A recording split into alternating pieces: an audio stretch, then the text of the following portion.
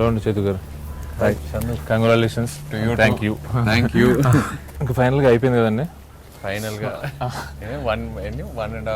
14 months అయింది. 14 months start చేసి. అవునండి, 14 months, ఆల్మోస్ట్ 14 months. అంటే ప్రేమంకు ముందు ఇంకొక సబ్జెక్ట్ అనుకున్నాం కదండి, దాంతో కలిపి 14 months మాట. యాక్చువల్గా అప్పుడు నాన్నకి ఒక సబ్జెక్ట్ చెప్దామని వెళ్తే అప్పుడు ఆయన కొంచెం కొన్ని రోజుల తర్వాత చేస్తాను కాప్ స్టోరీ అన్నారు. ఇప్పుడు 2 movies చేస్తున్నాను తర్వాత అది అన్నారు. ఆ గ్యాప్ లో నేను పట్టుకొని వేరే కథ అనుకోని. అవునండి, డ్రీమ్స్ మీద యాక్చువల్లీ మీరు ఫుల్ డ్రీమ్స్ అంటే నేను బాగా ఎక్సైట్ అయ్యాను, చాలా బాగా నచ్చింది, ఫ్రెండ్స్ కూడా నచ్చింది అన్నారు. ఇంకా మధ్యలో ఈ ప్రేమం గురించి ఫస్ట్ ఇనిషియల్ గా చెప్పింది నేనే మీకు. నువ్వు చెప్పావు, నువ్వు వెళ్ళి చూసి సినిమాకి ఎక్సైట్ అయ్యాను, కానీ ఆ సినిమా చేద్దామని మాత్రం ఎక్సైట్ అవ్వలేదండి. సినిమా కాదు, నువ్వు బ్యాక్గ్రౌండ్ స్కోర్ చూసి విని దాన్ని వాడదామా మన సినిమాకి, రాజేష్ మురుగేషన్ యూజ్ చేద్దామా, బ్యాక్గ్రౌండ్ స్కోర్ అంతా భలే ఉంది. మీరు చూసి మీకు బాగా నచ్చిందండి. అవును. తర్వాత మీరు ఏమన్నారంటే చాలా మంది ఇప్పుడు నల్లమని బుజ్జి గారు ఇంకా వేరే వాళ్ళు మొత్తం ఒక బయట నుంచి ప్రెషర్ వస్తా ఉండింది, రీమేక్ చేద్దాం అని. అప్పుడు మన ప్రొడ్యూసరే చూసి ప్రెషర్ పెట్టాడు. అప్పుడు నాకే ఎందుకో లవ్ స్టోరీస్ అంటే మనకి సేఫ్ జోన్ కదా, అటెంప్ట్ చేస్తే కనెక్ట్ ఏమో. లవ్ స్టోరీ సేఫే అండి, కానీ ఇది మాత్రం చాలా చాలా డబ్బు అయిపోయింది. అంటే ఫస్ట్ భయపడింది బేసిక్గా కంపారిజన్స్ భయపడ్డామట. కరెక్టే. మీరేమన్నారంటే కంపారిజన్స్ అనేవి ఉంటాయి, మనం చేయగలమా లేదా. కరెక్టే. అప్పుడు అదే ఆ డౌట్ ఉండేది. ఆ తర్వాత నువ్వు నా గుర్తుంది, నువ్వు ఒక 10-15 days ఇంకా హైడింగ్ లోకి వెళ్ళిపోయి. అంటే హైడింగ్ అంటే బేసిక్ గా ఆన్ పేపర్ పెట్టడానికి కూడా ఇందులో ఏం లేదు. అవును.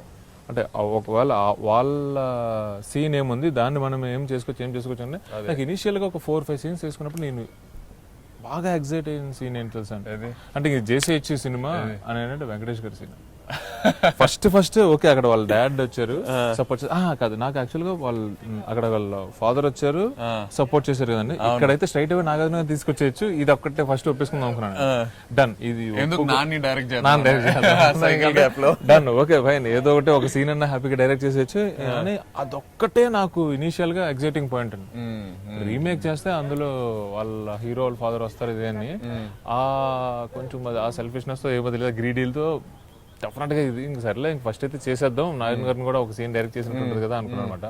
అది ఏమైంది, సీరియస్ గా కూర్చోవడం స్టార్ట్ చేసినప్పటి నుంచి నాకు మోర్ దాన్ నాగార్జున గారు రావడం, అక్కడ వెంకటేష్ గారు రావడం ఎగ్జైటింగ్ అనిపించింది అప్పుడు. సో బేసిక్ గా నీకు ఆ సీన్ అండి సీరియస్లీ అంటే చూసారా థియేటర్ టెంపర్మెంట్ అంటారు.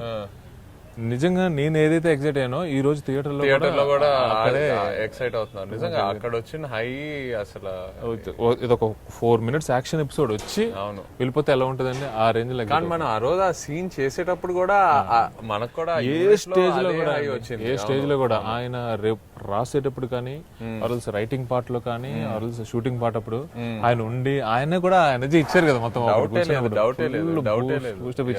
చేసేటప్పుడు. అది మళ్ళీ రషెస్ చూసుకునేటప్పుడు, ఎడిటింగ్ చేసేటప్పుడు, స్కోర్ వేసేటప్పుడు ఏ స్టేజ్ కా స్టేజ్ ఎగ్జైట్మెంట్. ఆ సీన్ ఎన్నిసార్లు ఇక్కడ కూడా కాదండి, మొత్తం యుఎస్ లో కూడా ఆ సీన్ వచ్చినప్పుడు నిజంగా ఆశ్చర్యపోయారంట. ఆ scene, that scene excited you the most. ఏ సీన్ ఎక్కువ భయపడింది ఒరిజినల్ చూసాక?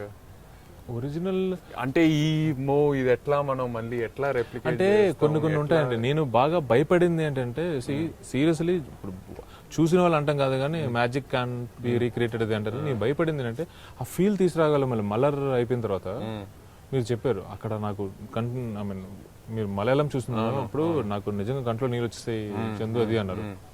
కంట్లో నీళ్ళు వచ్చేసే అంతలాగా అది ఓకేనండి, మనం చేయగలమా లేదా? అవును, కరెక్ట్. అవును, మై గాడ్, అది నేను 100% ఏంటంటే ఆ సీన్ వదిలేసాను బేసిక్ గా. అంటే నేను ఎక్స్పెక్టేషన్స్ పెంచుకోవడానికి వదిలేసాను. ఇంకా అది అంటే మనం అయితే తీస్తున్నాం కానీ ఆ సినిమా చూసి ఫీల్ అయ్యేంత ఫీల్ అయితే మన ఆడియన్స్ ఫీల్ అవుతారని నేను చేయలేదు. సీరియస్లీ చెప్పాను, వెంకటేష్ గారి సీన్ గురించి ఎంత మాట్లాడుకుంటున్నారు ఈ రోజు, ఆ సీన్ గురించి కూడా ఎంత మాట్లాడుకుంటున్నారు. నీకు గుర్తుందా ఆ సీన్ మనం లాస్ట్ మినిట్ లో చేసాము. ఆ రోజు షూటింగ్ చేసేటప్పుడు నాకెందుకో నీకు కొంచెం భయం ఉండిందేమో, ఈ సీన్ ఇప్పుడే చేద్దామా, కొంచెం పోస్ట్పోన్ చేసి ఇంకా బెటర్మెంట్ చేసి చేద్దామా, మొత్తం బయటకు వచ్చి సింగిల్ షాట్. అవును, సింగిల్ షాట్ లో పెద్ద టేక్స్ కూడా సింగిల్ టేక్. అవును. మీకు మాక్సిమం అప్లాజ్ వచ్చిన సీన్ కానీ సీక్వెన్స్ ఏంటి? ఫోన్ కాల్స్ కానీ మెసేజ్? అదే సితారా మెమరీ మర్చిపోయిన తర్వాత మాక్సిమం అదే. ఇంట్లో ఫ్రెండ్స్ అయినా యూనో ఫ్యామిలీ అయినా బయట నుంచి అయినా క్రిటిక్స్ అయినా ఎవరైనా మాక్సిమం అదే. అది కాకుండా ఫస్ట్ ఎపిసోడ్ ఎక్స్పెక్ట్ చేయలేదు అంటున్నారు చాలా మంది. మీరు ఫస్ట్ టైం సినిమా చూసినప్పుడు అంటే కంప్లీట్గా అంటే ఎప్పటికప్పుడు రషెస్ చూడడం కాదు, అంటే ఒక స్కోర్తో కంప్లీట్గా థియేటర్లో చూస్తున్నప్పుడు మీరు ఎగ్జైట్ అయింది? ఐ థింక్ సెకండ్ ఎపిసోడ్ నాకు second episode score, sound effects, you know natural sounds, real sounds అంతా వేసిన తర్వాత వేరే ఇంకో రేంజ్కి వెళ్ళిపోయింది. ఆ హ్యూమర్ ట్రాక్, యాక్షన్, కంప్లీట్ ఆ సౌండ్ డిజైన్ వల్ల అది ఇంకో రేంజ్కి వెళ్ళిపోయింది. ఆ సెకండ్ ఎపిసోడ్ నేను ఎప్పుడైతే ఎడిట్ లో చూసానో అంత ఎక్సైట్ అవ్వాల, బట్ కంప్లీట్ నువ్వు ఆర్ఆర్ అంతా వేసిన తర్వాత సౌండ్ అది ఎంత యాడ్ అయిందో సౌండ్ ఆ ఎపిసోడ్ కి. సితారా అడుగుతుంది కదా వాట్స్ యువర్ నేమ్ అని ఆ చిన్న ఎఫెక్ట్స్, నాకు ఆ సెకండ్ ఎపిసోడ్ ఎక్స్పెక్ట్ చేయాలి ఆ రేంజ్ కి వెళ్తుంది. ఇన్ఫాక్ట్ నేను థియేటర్ లో మేబీ సెకండ్ ఎపిసోడ్ చూసి కొంచెం డిసప్పాయింట్ అవుతారో అని ఫస్ట్ అనుకున్నా. ఫస్ట్ థర్డ్ పాస్ అయిపోతాం పక్క, సెకండ్ ఎపిసోడ్ వల్ల కొంచెం డిసప్పాయింట్ అవుతారేమో అని చిన్న ఇది. కానీ today they are enjoying second episode the most. ఇంకొకటి ఏంటంటే ఆ సితారా డాన్స్ సీక్వెన్స్ ఉంది, అది కూడా ఫ్యాంటాస్టిక్ లేపారండి వాళ్ళు. అంటే ఇనీషియల్ గా అంటే చాలా మంది ఆల్రెడీ చూసిన వాళ్ళు కూడా కేవలం ఆ సౌండ్ వల్ల థ్రిల్ అయ్యారు. అవును అవును అవును. అప్పటి వరకు టేప్ రికార్డర్ లో వినేంత వరకు ఒకటి, టేప్ రికార్డర్ లో వినిన తర్వాత ఆమె డాన్స్ చేసినప్పుడు ఆ పెంచిన లెవెల్స్ ఉంటాయి కదా, కరెక్ట్ దానికి. సో నువ్వు కార్తికేయ తర్వాత ఒక లవ్ స్టోరీ, ఇలాంటి లవ్ స్టోరీ తీస్తావని ఎప్పుడైనా ఎక్స్పెక్ట్ చేశా? నా స్టోరీలో లవ్ ఉంటుందేమో కానీ ఒక లవ్ స్టోరీ తీయడం అనేది అంటే అది రాదండి. ఇంకొకటి ఏంటంటే నాకు ఇప్పుడు ఆ చిన్న సాంగ్ ఉంది కదా మనది, అది ఇప్పుడు చూస్తుంటే అది ఎలా తీసామో నాకు నిజంగా తెలియట్లేదు. అంటే సింపుల్ దానికి మనకి ఏంటంటే సపరేట్ ఒక కొరియోగ్రాఫర్ ఎవరు లేరు, ఇది నీకు చెప్పడం ఇదిగో ఇక్కడి నుంచి ఇలా పాస్ అవ్వాలి, ఇలా చూడాలి, అది డైలాగ్స్ ఉండవు, సాంగ్ ఇది నాకు ఇప్పుడు చూస్తుంటే అసలు ఆ సీక్వెన్స్ అంతా ఎలా తీసామో అనేది ఒక భయం అండి. ఇనిషియల్గా నేను ఎందుకు థ్రిల్లర్స్ కానీ యాక్షన్ మూవీస్ కానీ ఎక్కువ రాసుకుంటాను అంటే నాకు అంటే ఐ కాంట్ డైరెక్ట్ అనేది నా ఒపీనియన్ అండి. అంటే ఇక్కడ నేను యాక్చువల్గా అన్నట్టు మీరు అన్నారు ఒకసారి డెఫినెట్ గా వర్కౌట్ అవుతుంది. ఎందుకు నిజంగా సోల్ తీసుకుని మన నేటివిటీకి తగ్గట్టు చేంజెస్ చేసి ఇది కాన్ఫిడెంట్ ఉంటే మనం వెళ్దాం అన్నారు. సరే ఫైన్, ఒకసారి ట్రై చేద్దాం. తర్వాత చిన్నబాబు గారు చెప్పారండి, అది చాలా స్ట్రాంగ్ ఏం చెప్పారంటే ఆయన ఇది తప్పు చేయదు అండ్ ఇది నీకు మంచి పేరు తీసుకొస్తుంది అన్నారు. ఊరికినైతే 100% చెప్పారు, జెంటిల్మెన్ మోరర్ ఏదో ఒకటి అంటే ఏదో ఒక రకంగా బిజినెస్ చేసేయాలి అనే మైండ్ సెట్ కాదు కదా. సో ఆయన చాలా స్ట్రైట్ ఏం చెప్పారంటే తప్పు చేయదు మా అండ్ నీకు మంచి పేరు తీసుకొస్తుంది అన్నారు. ఇది నేను చాలా ఎందుకు కాన్ఫిడెంట్ ఉన్నానంటే సేమ్ ఆయన చెప్పినట్టు, బట్ ఆ జర్నీ ఏదైతే ఉందో ఆ హీరో లైఫ్ లో at 15, at 25, at 30 తను ఎట్లా మారుతాడు as a human being, you know ఆ జర్నీ ఏదైతే చూపించారో ఆ జర్నీ అందరు కనెక్ట్ అవుతారు. యునో డెఫినెట్ గా మన దాంట్లో ఇంకా చాలా బాగుంది. అంటే థర్డ్ ఎపిసోడ్ లో చూపించిన యాటిట్యూడ్ అంటే నాకు ఎందుకో అంటే ఒరిజినల్ దానికన్నా మనం రైటింగ్ పార్ట్ లోనే ఎక్కువ ఉంటది.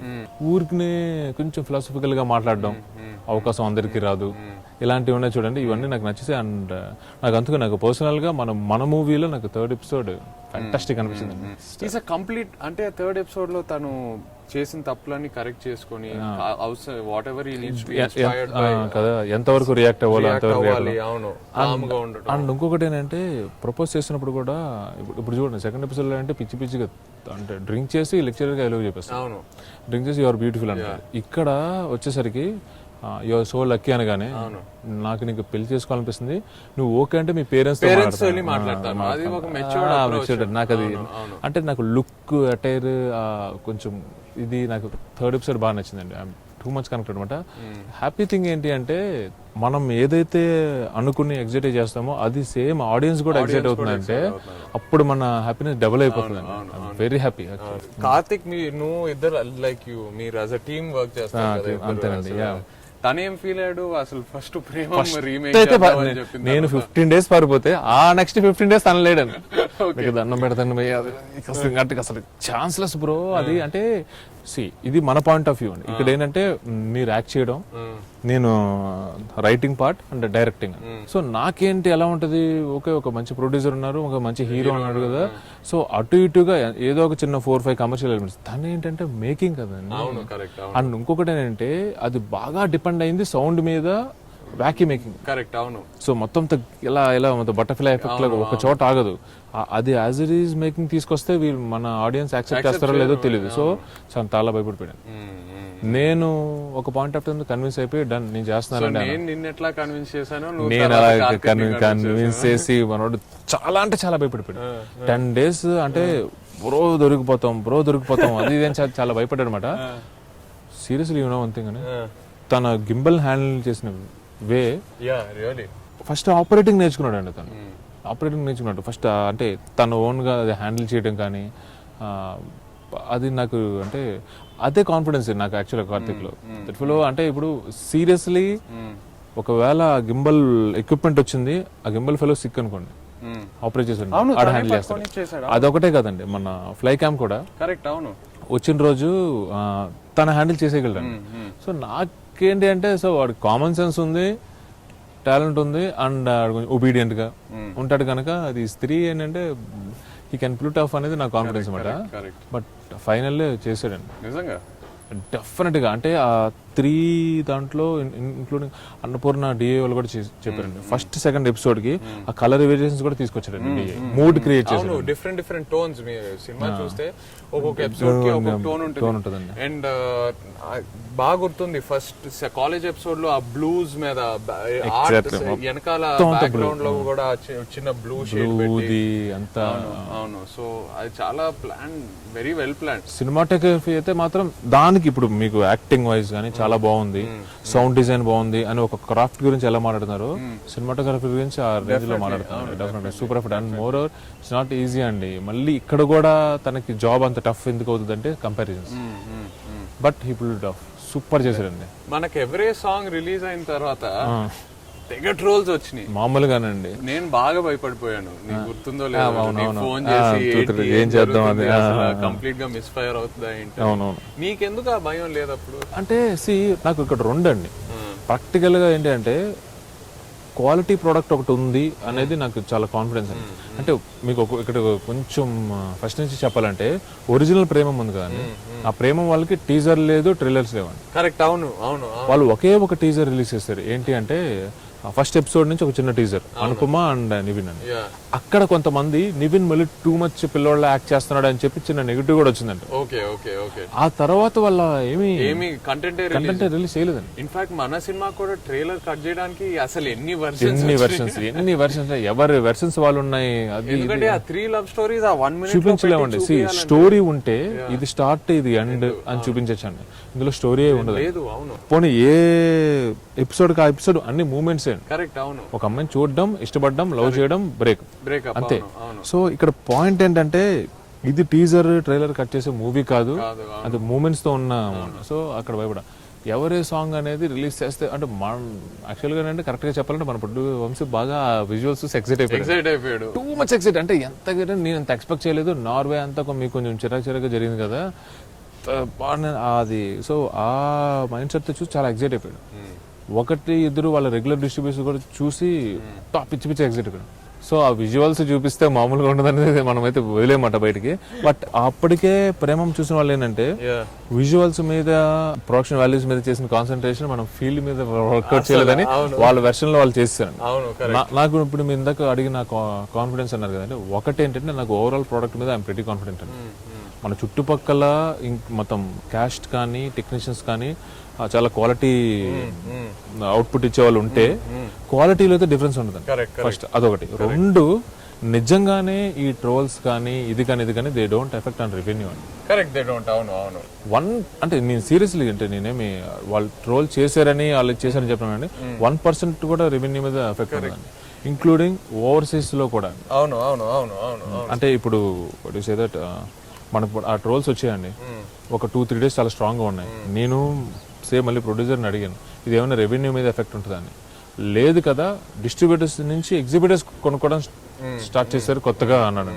సో ఇంకా నాకు అక్కడ ఏదో భయపడాల్సిన పాయింట్ అయితే ఏం లేదు, అది ప్రిటీ కాన్ఫిడెంట్. నా బాధ ఏంటంటే ఎవ్రీవన్ కాదు, అందరూ ఏదో మనం సినిమా వాళ్ళతో కంపేర్ చేద్దామని తీస్తున్నామని అనుకున్నారు.